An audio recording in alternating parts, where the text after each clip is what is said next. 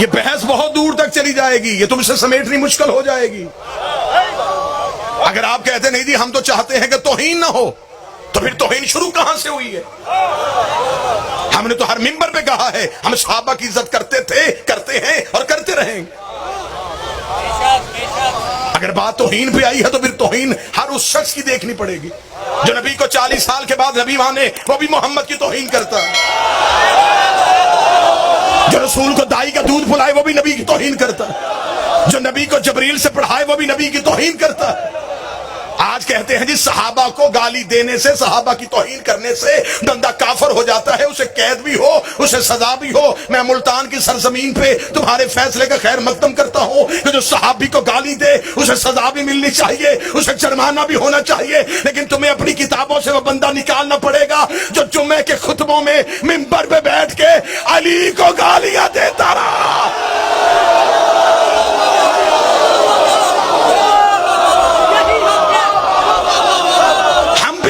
نہیں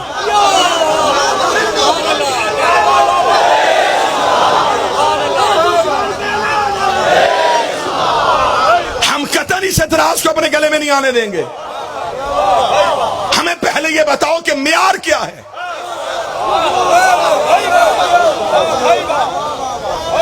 جو مدینے سے نکلے وہ بھی صحابی، جو نکالے۔ جہاں یہ کمیٹی بن رہی ہے تو وہاں ایک سوال نامہ میرا بھی رکھ دو، ہمیں بتاؤ حضرت عمار یاسر کا قاتل کون ہے؟ شیعہ قوم چپ رہے گی تو بات وہی دور تک چلی جائیں گی۔ حضرت ابو ذر غفاری کا قاتل کون ہے؟ محمد بن نبی بکر کو زندہ گدھے کی کھال میں رکھ کے چلانے والا کون ہے؟ مالک بن نویرہ کا قاتل کون ہے؟ ہمیں بتایا جائے حسن کے جنازے میں تیر برسانے والا کون ہے؟ ہمیں بتایا زہرا کو خالی بھیجنے والا کون ہے؟ ہم غریب صحیح، ہم سے نہیں ہوتا، قاتل بھی رضی اللہ، مقتول بھی رضی اللہ۔ کوئی ایک معیار بنانا پڑے گا۔ اہل بیت کی عزت ہمارا ایمان ہے۔ یہ بہت بڑی سازش ہے۔ یہ آل محمد کو پہلے مرحلے میں رضی اللہ ثابت کرنے کی کوشش کریں، پھر دوسرے مرحلے میں جا کے کہیں گے کہ رضی اللہ سے تو غلطی ہو سکتی ہے۔ شیعہ اذان پہ پابندی لگائی جائے گی، شیعہ کتابوں پہ پابندی لگائی جائے گی، شیعہ لٹریچر واپس کیا جائے گا۔ لہٰذا ہم اپنی زندگی میں یہ ظلم نہیں ہونے دیں گے۔ ہم جسے آپ ماننا چاہتے ہیں آپ مانیں، لیکن اہل بیت کے ساتھ ہم قطعاً کوئی زیادتی برداشت نہیں۔ جو جنت میں جائے، جو جنت میں جائے، تو جو میری طرف میں بالکل ختم کرنا، جو جنت میں جائے وہ بھی رضی اللہ، جو لے کے جائے وہ بھی رضی اللہ۔ صحابہ کی عزت ہے، آل محمد کی اطاعت ہے۔ آپ بل پاس کریں، بل پاس کریں تو یہ بل آپ کے گلے میں پڑ جائے گا۔ صحابہ کو نہ ماننے سے بندہ کافر ہو جاتا ہے، پھر ان صحابہ کا کیا کرو گے جو آپس میں ایک دوسرے کو نہیں مانتے تھے؟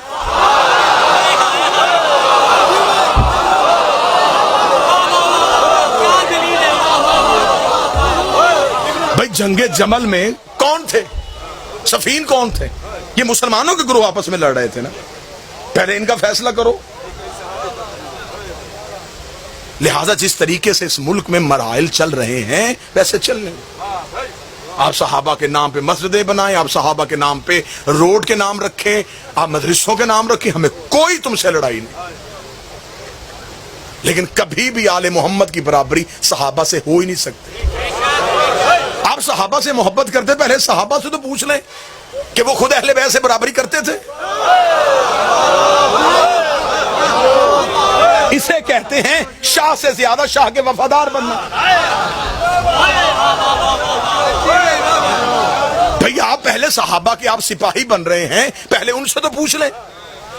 اگر تو صحابہ نے زندگی میں اہل بیت کی برابری کی ہے پھر آپ کروائیں، لیکن اگر آپ کہیں کی ہے تو پھر کتابوں سے واقعات کہاں نکالو گے؟ جب ایک بہت بڑے بندے کے بیٹے کو میرے مولا نے کہا تو میرے نوکر کا بیٹا ہے،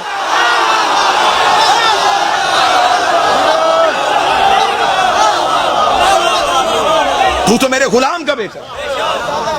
اس نے گھر جا کے کہا تھا بابا تخت ہمارے پاس، حکومت ہمارے پاس، یہ کچی حویلیوں میں رہنے والے سید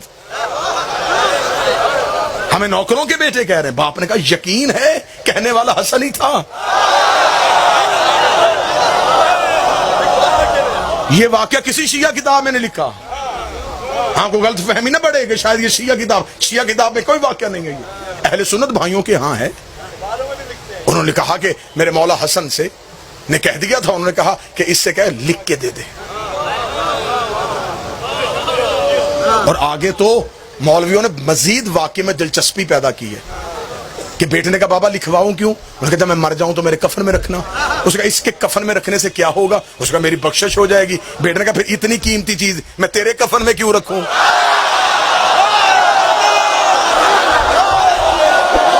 جب بخشش ہی ہونی ہے تو پھر میں اپنے کفن میں رکھ لیتا۔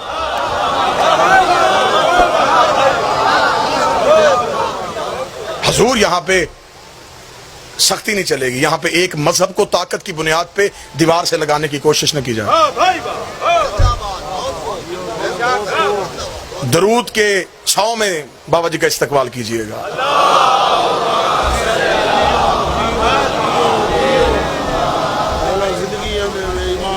بسم اللہ بابا جی اجازت سرکار، اللہم صلی علی محمد۔ دنیای عزاداری کا ایک بہت بڑا اہم ستون صرف ذاکر نہیں، ایک ادارہ، ایک عہد، ایک باب، ایک ذاکری کی یونیورسٹی جناب پیر سید زرگام عباس شاہ صاحب تشریف لے آئے۔ ان کی شمولیت میری قرارداد کی نمائندگی بھی ہوگی اور ان کی دعا بھی ہوگی۔ میں بار بار یہ لفظ رپیٹ کر رہا ہوں، لنگا ہاؤس میں ہم اس ملک میں فرقہ واریت نہیں چاہتے، کیونکہ ہم اس ملک میں کرایہ دار نہیں، ہم بانی ہیں۔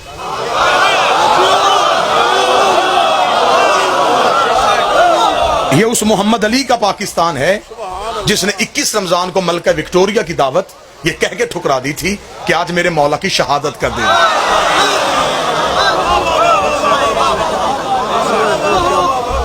یہ اس محمد علی کا ملک ہے۔ آج بھی لاہور کے میوزیم میں جا کے دیکھو، جہاں اس کے جنازے کی تصویر ہے، اس کے جنازے کے آگے 2 علم ہیں، اوپر پنجے کا نشان ہے۔ وہ محمد علی جناح، اس کا مذہب شیعہ تھا، اس کا نکاح شیعہ عقیدے پہ پڑھا گیا، اس کا جنازہ شیعہ عقیدے پہ پڑھا گیا۔ وہ جس نے سب سے پہلے دولت پاکستان کے خزانے میں جمع کروائی تھی، وہ راجہ صاحب محمود آباد، ان کا مذہب شیعہ تھا، وہ حسینی تھا۔ اس ملک میں دولت بھی ہماری لگی ہے،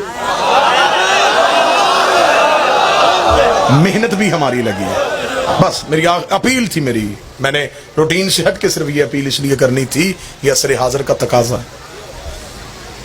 لیکن میں قوم سے بھی یہ اپیل کروں گا کہ جب گھر کے اندر بھائیوں کے آپس میں اختلافات ہوں، جب دشمن باہر گلی میں آئے تو پھر اندر کی لڑائیاں نہیں لڑتے۔